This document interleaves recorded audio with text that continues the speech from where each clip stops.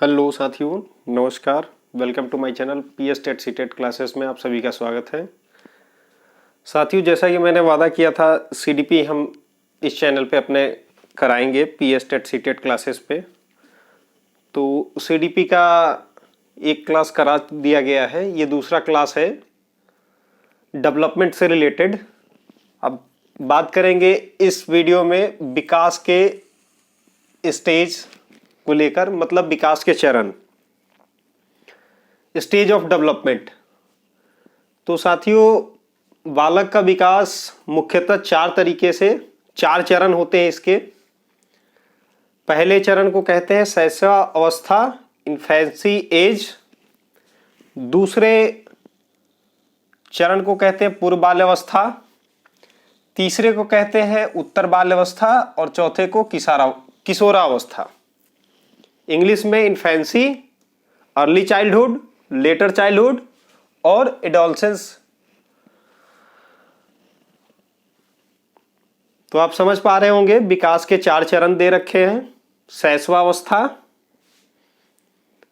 पूर्व बाल्यावस्था, उत्तर बाल्यावस्था और किशोरावस्था। चार अवस्थाएं होती है बालक के विकास को लेकर। अब साथियों, हम बात करेंगे शैशवावस्था को लेकर, मतलब इन्फेंसी को लेकर, कि इन्फेंसी में बालक का विकास किस तरीके से होता है और कौन कौन सा विकास होता है, उनके अंदर कौन कौन से डेवलपमेंट होते हैं। शैशवावस्था में बच्चा 0 से 2 वर्ष के बच्चे आते हैं, जिनकी आयु 0 से 2 वर्ष होती है। इसमें बच्चे जो हैं ज्ञानेंद्रियों से सीखते हैं, सेंसेस से सीखते हैं। छोटा बेबी होगा, छोटा बच्चा होगा 2 साल के अंदर का, तो अपने सेंसेस से ऑब्जर्व करता है कि मम्मा क्या कर रही है, पापा क्या कर रहे हैं, घर वाले क्या कर रहे हैं, कौन आ रहा है जा रहा है। तो अपने बोल तो पाता नहीं है, हालांकि धीरे धीरे हकलाना वगैरह आगे सीखता है वो। इसमें बच्चे गति क्रिया करके सीखते हैं, हाथ पैर हिला के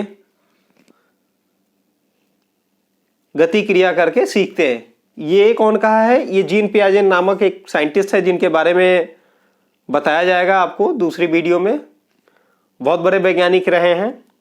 इन्होंने कहा है बच्चे गति क्रिया करके सीखते हैं, मतलब बच्चे जो लर्निंग करते हैं अपने गति क्रिया करके सीखते हैं।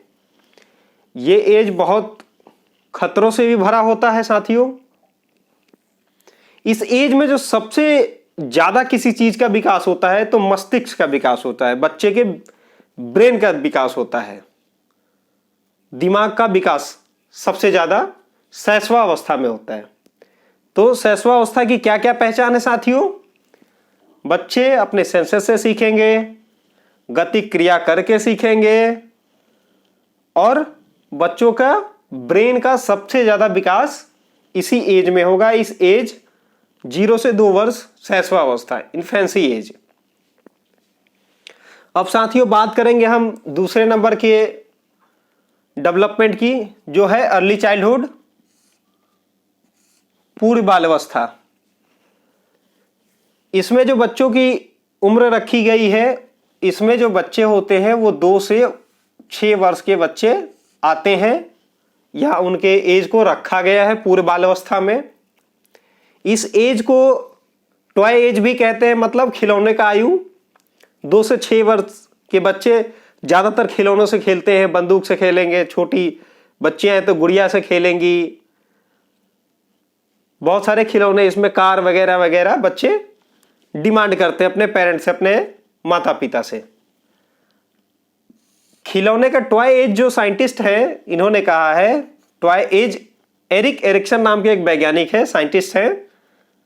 इन्होंने कहा है कि 2 से 6 वर्ष के जो बच्चे होते हैं उनको टॉय एज का नाम दिया है इन्होंने, कि बच्चे जो है खिलौनों से सीखते हैं। इसमें बच्चे नकल करके सीखते हैं। वो बच्चे देख लेंगे कि पापा दाढ़ी बना रहे हैं तो रेजर रख देंगे, उसके बाद बच्चे करेंगे वैसे। मम्मा को देखेंगे वो रोटी बना रही है तो मिट्टी का आटा बना के उस पर रोटी बनाएंगे। तो बच्चे कहीं ना कहीं इसमें नकल करते हैं, नकल करके सीखते हैं। एक बहुत अच्छा इसमें एक और एग्जाम्पल है आपका, इसमें बच्चों का विकास, जो भाषा का विकास, लैंग्वेज का विकास पूरी बाल अवस्था से पहले या पूरी बाल अवस्था के लिए, पूरी बाल अवस्था में जो है आपका भाषा का विकास, बच्चे लैंग्वेज सबसे ज्यादा सीखते हैं इसमें।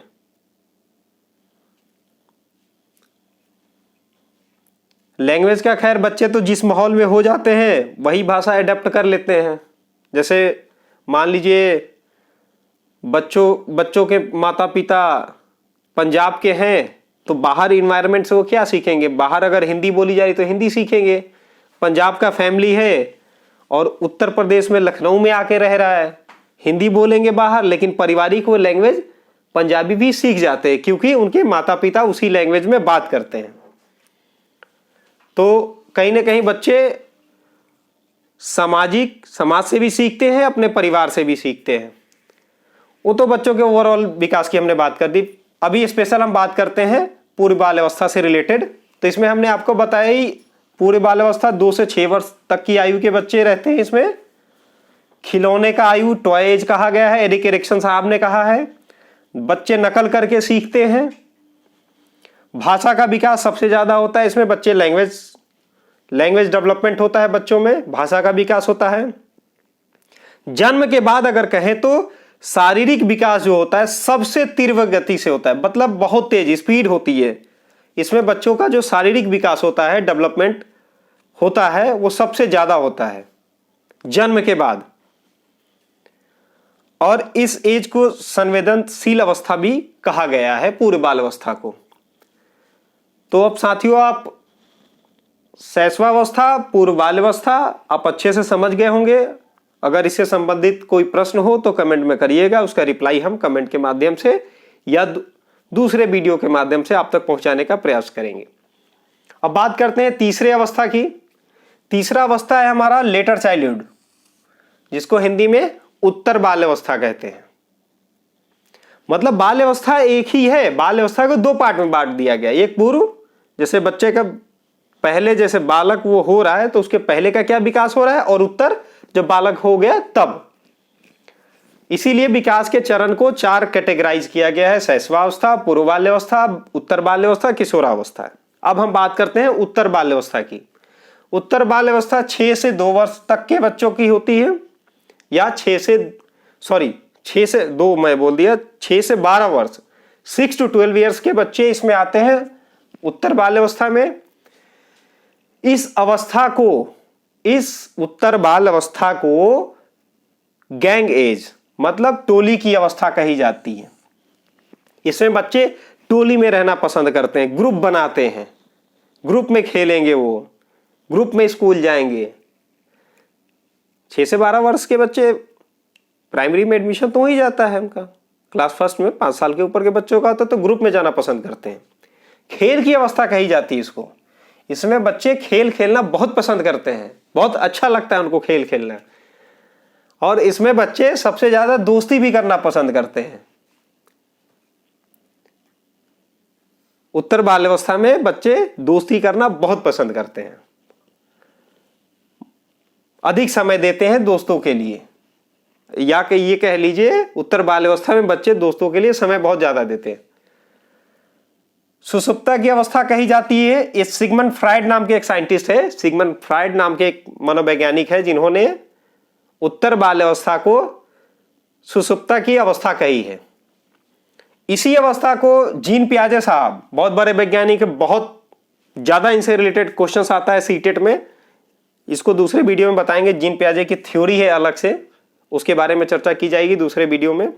जीन पियाजे साहब उत्तर बाल्यावस्था को ही मूर्त संक्रियात्मक कहे हैं, मूर्त संक्रियात्मक अवस्था पियाजे साहब ने इसको कहा है। अब बात करते हैं चौथे अवस्था की, जो है किशोरावस्था। 12 से 18 वर्ष के बच्चे इसमें आते हैं, एडोलेसेंस जिसको कहते हैं। इसको परिवर्तन काल कहा जाता है। इस अवस्था को परिवर्तन काल भी कहा जाता है। किशोरावस्था को गोल्डन पीरियड भी कहा जाता है, स्वर्णिम काल। तनाव एवं तूफान की अवस्था होती है, इसमें बच्चे कुछ भी कर गुजरने को राजी हो जाते हैं, एकदम कुछ भी कर लेंगे बच्चे। स्टैनले हॉल ने कहा है इसको तनाव एवं तूफान की अवस्था। किशोरावस्था में बच्चे अकेले रहना भी पसंद करते हैं, बात वो सबसे ज्यादा दोस्तों की सुनते हैं, गार्जियन पेरेंट्स का बात नहीं मानते हैं, लीडरशिप की क्वालिटी आती है उनके में। एडोलसेंस में बच्चे लीडरशिप का विकास उनमें होने लगता है। वसंत का समय भी कहा जाता है इसको, इसी एज को मानव के जीवन का पुल कहा जाता है, एडोलसेंस को ब्रिज ऑफ एज। इसलिए क्योंकि अगर एक बच्चा बचपन जन्म लिया, बच्चा बचपन है, ठीक है, अब जब वो किशोरावस्था होगा तो ये ब्रिज होगा उसके लिए, क्योंकि इस ब्रिज को ही क्रॉस करके वो वृद्ध आयु तक पहुंच पाएगा। तो इस डायग्राम के माध्यम से आप समझ पा रहे होंगे कि ब्रिज एज कौन सा है। मिड का जो मिड में है, मध्य में है, बचपना 0 पे है, और आपका वृद्ध लास्ट स्टेज है, और जो मिड का एज है ये किशोरावस्था। ये पुल देखिए हमने डायग्राम के माध्यम से आपको बताया है। तो ब्रिज की अवस्था किसको कही जाती है आप समझ पा रहे होंगे, किशोरावस्था को। आशा है डाउट क्लियर हो गया होगा आपको। अब इससे रिलेटेड, विकास से रिलेटेड कुछ 2-4 पॉइंट है, उसको समझ लीजिए। विकास के लिए, बच्चों में विकास के लिए नेचर और नर्चर दोनों की आवश्यकता होती है, या दोनों के माध्यम से ही विकास होता है बच्चों में। प्राकृतिक और पोषण। बच्चे ने जन्म ले लिया, उसके बाद पोषण भी तो चाहिए उसे, उसके बाद ही विकास होता है धीरे धीरे। तो जो नेचर होती है वो अस्थाई होती है, मतलब इसमें परिवर्तन नहीं किया जा सकता। अनुवांशिकता समझिए, प्रकृति को, नेचर को, यह अस्थाई होती है। मतलब सपोज डेट नेचर अनुवांशिक, अगर किसी के फादर या मदर की आई ब्राउन है तो बच्चे की भी आई ब्राउन होगी, उसे अनुवांशिकता के तौर पे वो मिल गया, अब उसको चेंज तो कर नहीं सकते। पोषण, ये वातावरण मतलब इन्वायरमेंट से मिलता है, ये परिवर्तनशील होता है, इन्वायरमेंट जैसा मिलेगा वैसा बच्चा बन जाएगा।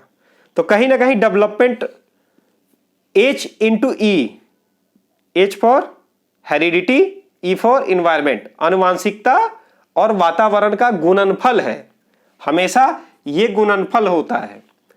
क्वेश्चन में आपको प्लस दे के पूछ लेगा, प्लस वाला ऑप्शन क्लिक करेंगे आप, वो गलत हो जाएगा। तो इसको ध्यान में रखिएगा आप कि development is equal to H/E।